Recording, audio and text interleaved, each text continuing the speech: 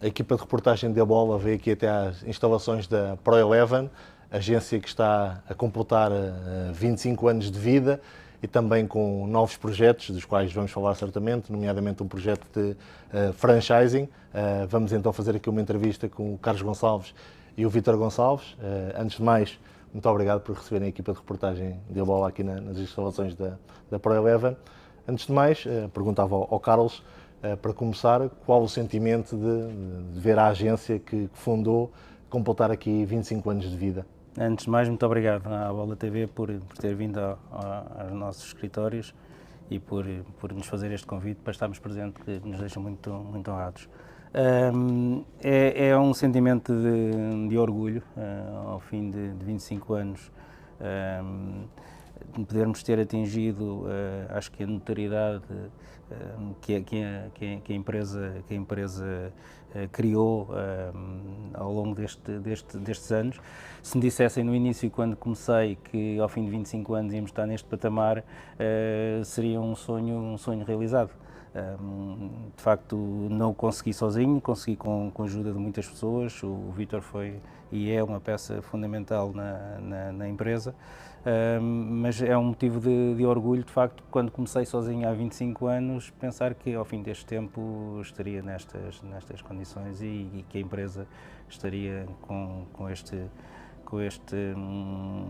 esta força, com esta dinâmica e com esta implementação no mercado. Carlos, voltando um bocadinho a esse tal início, esse arranque da Pro11, o que é que o levou a seguir este rumo profissional? E qual foi o negócio que marcou, digamos assim, o arranque da Pro11? Acima de tudo, foi a paixão que eu sempre tive pelo futebol. Eu acho que isso é uma área que se fala muito dos negócios, mas também é uma área de atividade em que, se não houver paixão por aquilo que se faz, dificilmente nos mantemos muito tempo nesta área. E isso foi, sem dúvida, o principal motivo, mais do que propriamente os negócios, mais do que tudo o resto, foi a paixão pelo futebol e estar perto do futebol e achar que, com a minha pouca experiência na altura, mas com a minha enorme vontade, poderia tentar ajudar alguns clubes, alguns atletas a fazerem uma carreira um pouco diferente, tentar ajudar em algumas intermediações, e foi isso que me fez começar. Qual foi o negócio que marcou, digamos assim? Foi um negócio, foi muito curioso, porque eu, como não tinha não fui jogador de futebol, não era conhecido no meio, comecei a fazer algumas intermediações e houve um jogador na altura brasileiro que a minha primeira intermediação foi para o Brunei, ou seja, foi um negócio completamente atípico, um pequeno negócio, mas que para mim foi sinal de uma realização pessoal naquela altura, perceber que estava a entrar neste meio e que estava a conseguir fazer algo que tanto me orgulhava. O Vítor entra alguns anos depois, não é? Eu creio que a convite do Carlos, e decidiu também juntar-se a esta aventura, por assim dizer. Certo, entrei já com o comboio em andamento, já com uma velocidade considerável. Eu fui acompanhando desde o início, aliás estive presente nas primeiras reuniões. Acabei por não entrar, é sem dúvida era o sonho do Carlos, o sonho do meu irmão estar a construir uma agência. Conseguiu chegar onde chegou, obviamente com a ajuda de todos, mas eu no início tive algumas dúvidas que fosse possível, sinceramente tive. Mas fui acompanhando, de certa forma fui participando pontualmente naquilo que era possível. Em 2008 juntei-me já de uma forma completa e determinada para ajudar o Carlos a chegar onde chegou. Para termos noção um bocadinho da evolução da empresa, digamos assim, com quantas pessoas começou a empresa? Não sei se era só mesmo o Carlos no início, ou não, e qual a dimensão da Pro11 hoje em dia?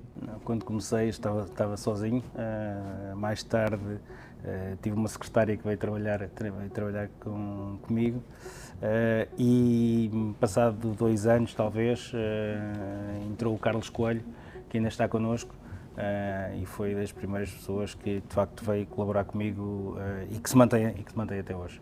Hoje o número vai variando, somos 23, já fomos 25, mas anda entre os 23 e as 25 pessoas, e portanto é uma estrutura com alguma dimensão para esta área de atividade, mas que muito me orgulha por eles ter a colaborar connosco. E essa evolução da empresa, não só no que diz respeito à dimensão, ao número de colaboradores, como também nas valências que vai tendo, reflete também um pouco que é a evolução do mundo da intermediação de jogadores, da representação de jogadores? Sem dúvida. Eu quando comecei, os tempos eram completamente diferentes. A velocidade da informação era completamente diferente. Eu ainda comecei com as cassetes VHS, ou seja, a informação para chegar aos clubes muitas vezes era um pouco condicionada pela informação que os agentes ou alguns clubes enviavam, informação que chegava 2, 3, 4, 6 meses mais tarde. E, portanto, era completamente diferente a abordagem aos clubes, também a própria dinâmica e a gestão que os próprios clubes tinham. Hoje estamos a segundos de ter a informação, ou seja, toda a gente tem informação praticamente ao mesmo tempo.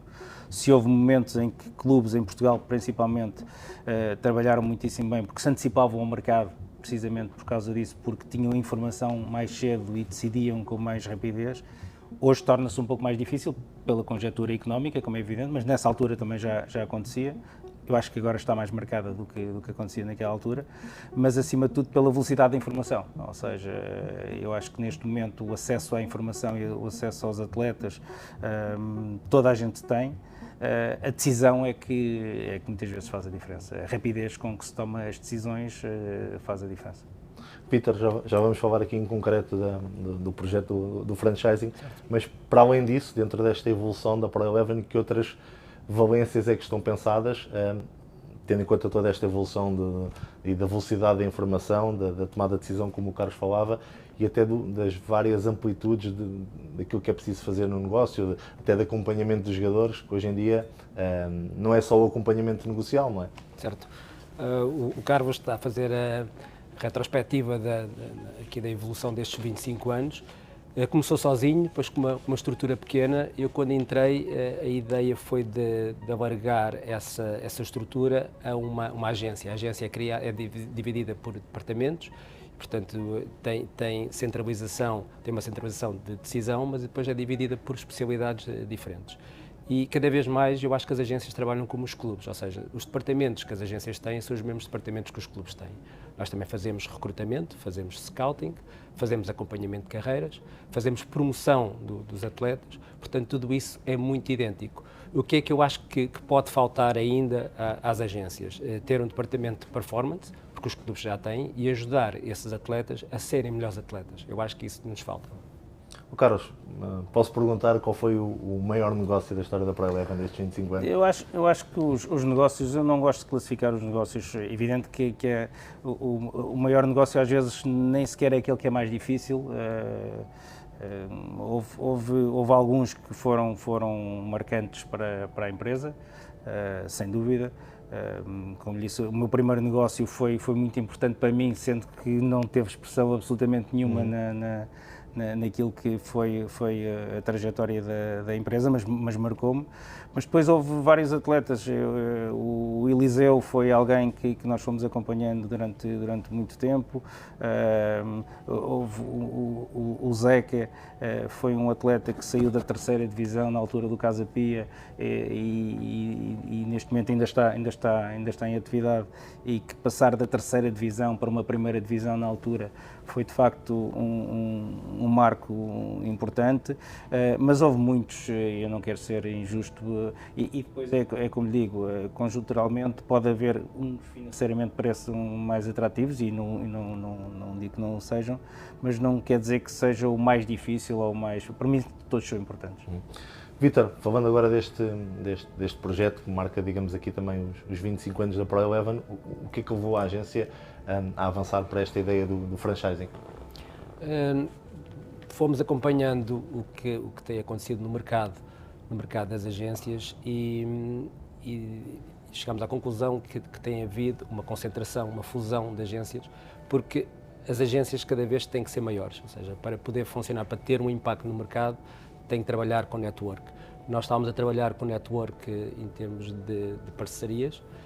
Tivemos algumas parcerias, algumas experiências de parcerias exclusivas e achávamos que não era suficiente. seja, querendo chegar onde nós queremos chegar, que é com uma identidade muito presente. A única forma de podermos fazer isso, entendíamos nós, que o investimento não fosse assim tão avolumado, seria através do modelo franchising. O que foi um desafio, foram 4 anos a preparar a ideia, porque não existe nenhum tipo de organização de franchising nesta indústria e, portanto, houve dúvidas no início, tivemos que nos aconselhar com especialistas, houve muitas perguntas que tiveram que ser respondidas internamente e, finalmente, também para assinalar os 25 anos, este ano, começámos o projeto e entendemos que nos próximos 10 anos, nós definimos 10 anos de meta, nos próximos 10 anos vamos estar presentes na maior parte dos mercados, com uma identidade própria, com um nome próprio, o que vai ser muito bom para a ProEleven e para as agências em Portugal. Carlos, digamos que havia aqui dois caminhos, digamos assim, que podiam ser seguidos, este do franchising ou das tais fusões, que temos verificado muito. A grande diferença, de facto, é um bocadinho a questão da identidade, de manter a identidade. Não é? Tem muito a ver com isso. Eu acho que quando nós, se há uma coisa, acho que no mercado, as pessoas quando ouvem falar do nome da ProEleven, rapidamente identificam uma forma de ser, de estar, de negociar, e acho que isso que foi construído ao longo, com a ajuda de todas as pessoas da empresa ao longo de 25 anos, nós entendemos que é a nossa grande mais-valia. E, portanto, não queríamos abdicar disso.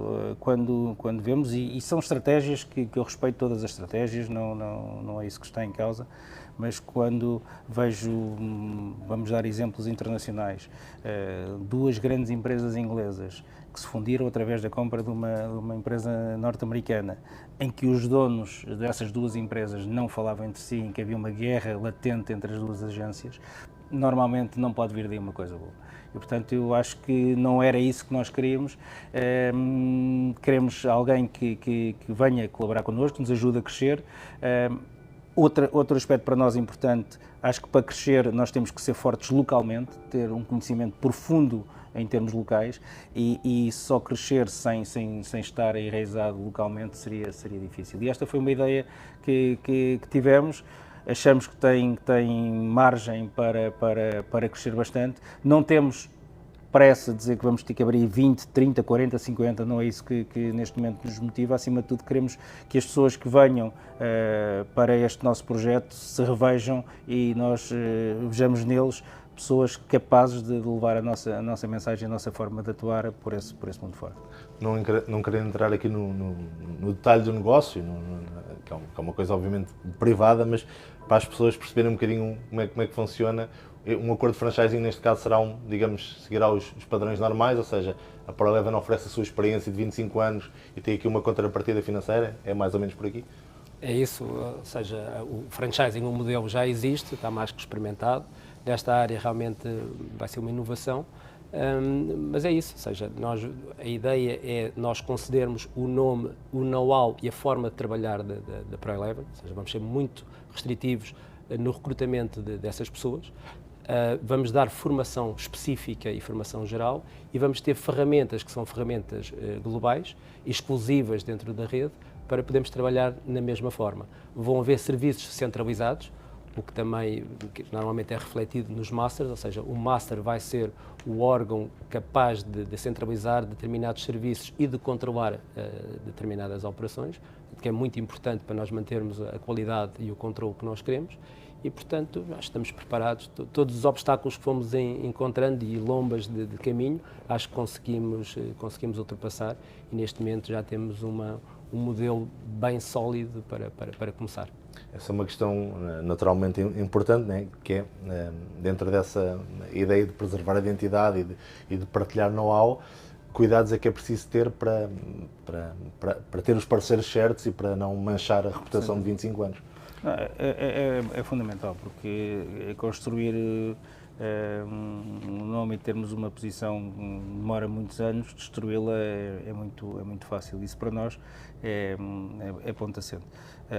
Eu acho que a questão das relações com as pessoas, as relações com os clubes é fundamental.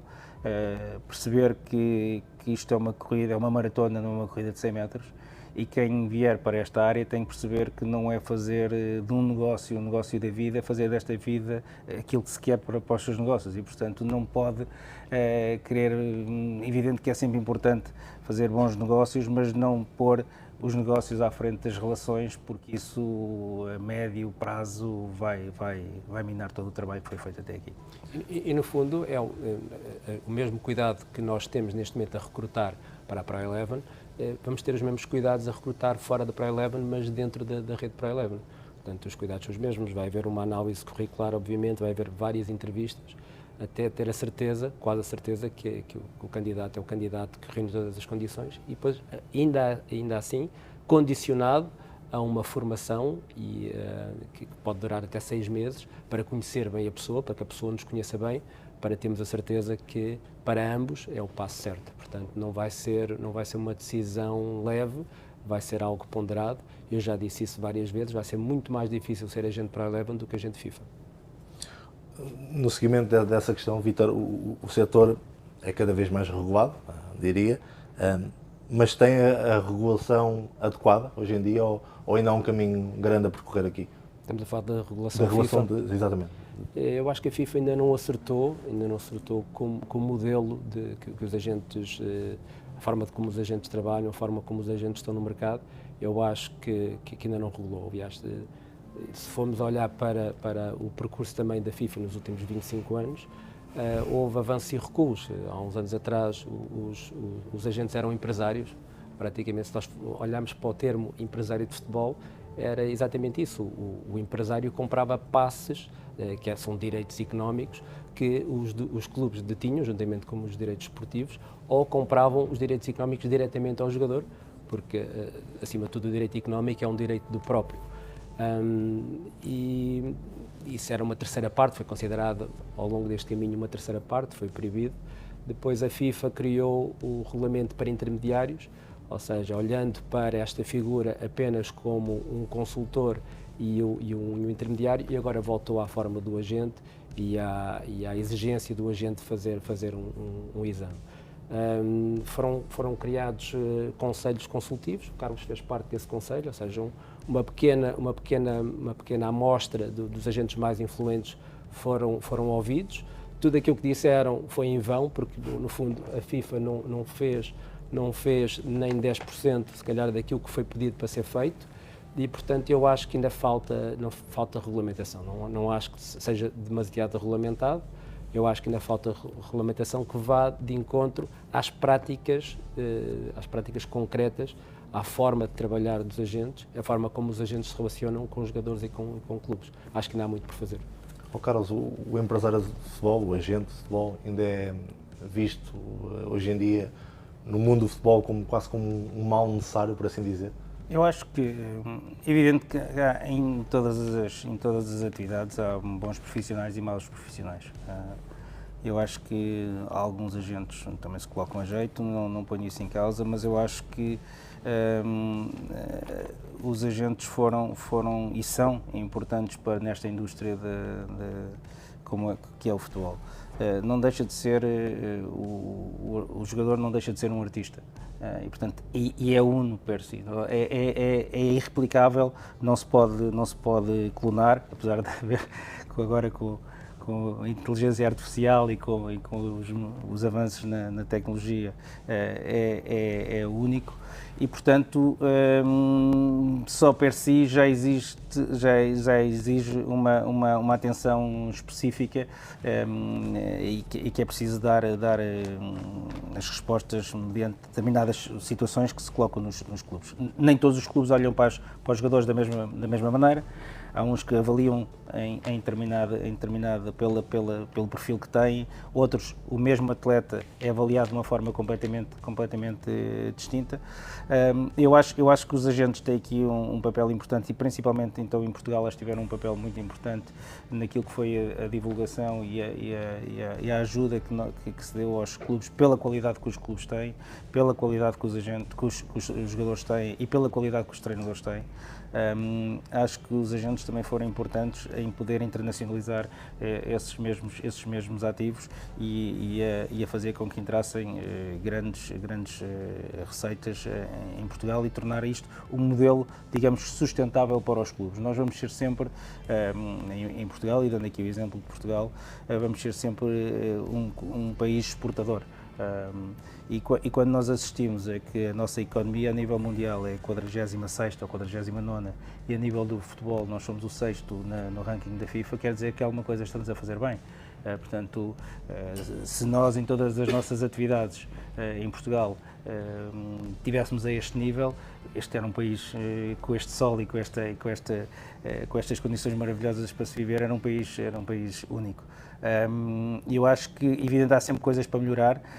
Os agentes também terão que melhorar, como é evidente, estamos sempre a aprender e a melhorar, mas acho que muitas vezes é mais fácil atacar os agentes do que propriamente as más práticas de alguns clubes. Vítor, hoje em dia é mais importante para uma agência fazer muitas intermediações do que propriamente ter jogadores Pro Eleven, digamos assim? As agências funcionam como players hunters. Eu acho que é um nome que é estranho, mas se nós falarmos de headhunters, é um nome que já é comum e as pessoas conseguem identificar. Eu pergunto isto porque as pessoas, se calhar, habituaram-se ao longo dos anos a identificar só este jogador é daquela agência e às vezes os adeptos mais desatentos não percebem muito bem como é que funcionam as intermediações, não é? Eu acho que, se calhar, para explicar tudo isso era preciso uma peça especial e ouvir vários agentes, várias agências, porque há pontos que são comuns, há pontos que são diferentes, que leva a contextualizar este mercado. Mas, acima de tudo, eu explico isto desta forma, que é, qualquer intermediação começa com uma necessidade. E, portanto, em vez de só olhar para o jogador, eu acho que os agentes e as agências têm que olhar para os clubes e para as suas necessidades. E dessa necessidade nasce um perfil. E os agentes e as agências têm que ir atrás desse perfil para tentar fazer um match e para tentar fazer a intermediação. Portanto, acima de tudo, tem que ser a conjugação destes dois elementos, destas duas informações. É onde é que estão as necessidades e tentar retratar essa necessidade não só de maneira desportiva, mas financeira, e depois ir à procura de um jogador que faça sentido também na carreira dele e que preencha esses requisitos desportivos e que se enquadre dentro desse perfil financeiro. Portanto, temos que estar aqui no meio e temos que ser equilibrados nestas... Nós construímos pontos, ou seja, nós temos que estar no meio destes dois caminhos. Carlos e Vítor, mas neste caso dirijo-me ao Carlos. Vamos falar aqui de alguns nomes ligados a estes 25 anos da Pro Eleven, alguns nomes que tiveram ligação à agência ou que ainda têm. Perguntava ao Carlos se ficou surpreendido por ver André Vilas-Boas, que teve uma carreira de treinador ligada muito à Pro Eleven, se ficou surpreendido de vê-lo trocar a cadeira de treinador pela cadeira de presidente do Futebol Clube do Porto? Não, acho que a partir de determinado momento foi uma situação normal e natural. Eu disse isso várias vezes que o André, pela forma como ele é, como se preparou ao longo do tempo, ainda quanto treinador, ele podia no futebol fazer aquilo que quisesse. A paixão dele pelo Porto, pelo Futebol Clube do Porto, sempre foi clara e nunca e deixou sempre em todas as declarações bem claro qual era a sua paixão pelo Futebol Clube do Porto, e a partir de determinado momento ele entendeu que faria sentido começar-se a preparar para a presidência. Eu acho que ele podia ser um excelente diretor desportivo, um excelente presidente, não tenho a dúvida que vai ser um excelente presidente, e portanto tem todas as condições, porque tem essa visão macro e essa visão global do fenómeno do futebol, que lhe permite depois fazer várias coisas. Essa relação de muitos anos entre André Vilas-Boas e a Pro Eleven pode gerar aqui a ideia de uma relação privilegiada agora da agência com o Futebol Clube do Porto? Sim, pode, mas já é não conhecer o André Vilas-Boas e é não nos conhecer a nós. O André, ao longo da carreira, passou por vários clubes e nós houve clubes em que nem sequer colocámos um único atleta. Portanto, os interesses ele vai defender como ninguém os interesses do Futebol do Porto, e só assim é que faz sentido. Não faz sentido nós pensarmos só porque temos amigos, vamos fazer negócios com os nossos amigos. Senão não era uma atividade muito execuível para nós, só estarmos a fazer negócios com os nossos amigos, até porque eu tenho muitos amigos que nem sequer estão no futebol e, portanto, seria impossível fazer negócios só com os amigos. O David Carmo também teve uma passagem que acabou por não ser muito feliz pelo Futebol Clube do Porto.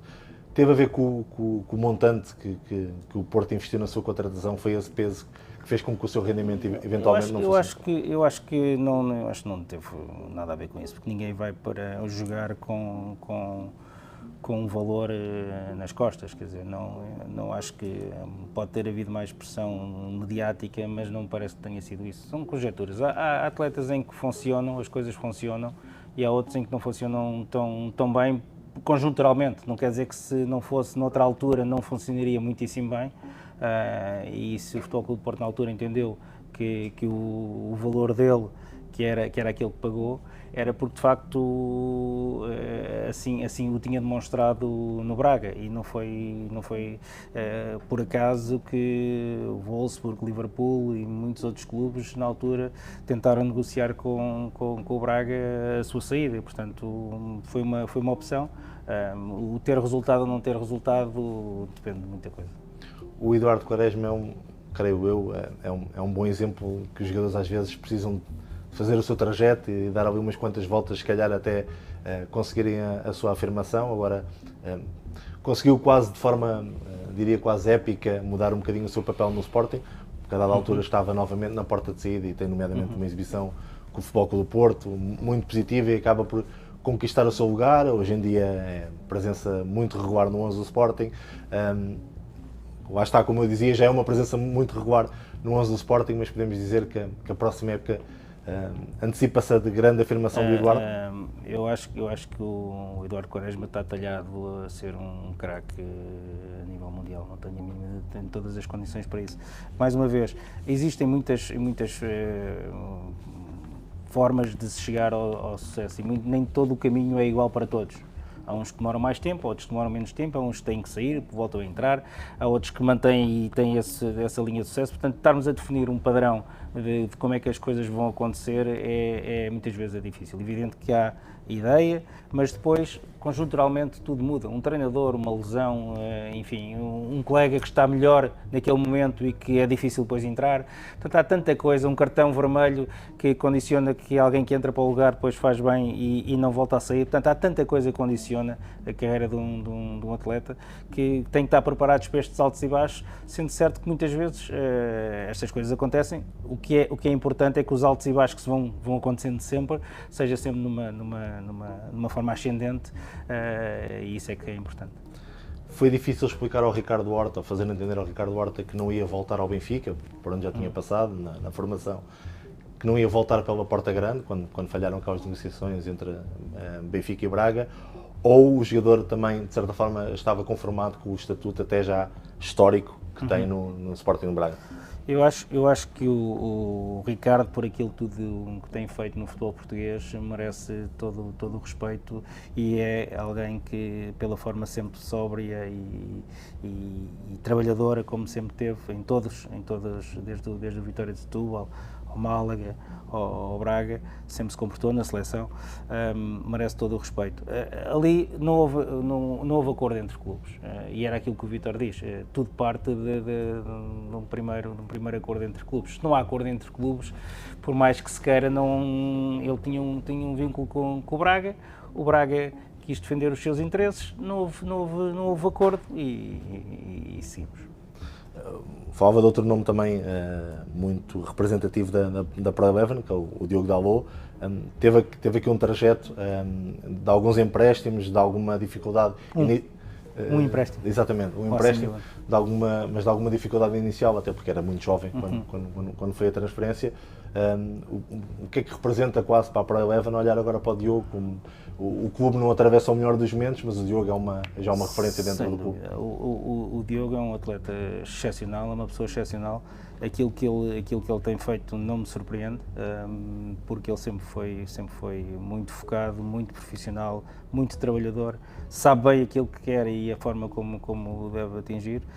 Não nos vamos esquecer que ele saiu do Futebol Clube do Porto lesionado na altura. O José Mourinho, quando o leva para o Manchester United, ele está lesionado, portanto tem ali uma fase de recuperação ainda no Manchester United, que não entra logo a poder jogar. Depois quando ele começa a jogar, dá-se a mudança de treinador. E vem um treinador com uma ideia diferente, quer contratar um lateral direito inglês que já não está nem sequer no clube, que tinham pago muito dinheiro e entendeu que era esse o momento. O Diogo foi sempre trabalhando, na altura o AC Milan mostrou interesse em poder contar com ele, acho que foi um ano importante para ele, regressou e está à vista tudo aquilo que o Diogo tem feito, e o Manchester United, sendo um dos maiores clubes a nível mundial, independentemente da situação conjuntural que esteja, não há dúvida que o Diogo é também um dos melhores jogadores a nível mundial. Carlos, Vítor, muito obrigado por esta oportunidade, mais uma vez, de receberem a bola aqui na Pro Eleven. Parabéns por estes 25 anos da agência. Mais uma vez, obrigado, e obrigado a quem esteve desse lado a acompanhar esta entrevista.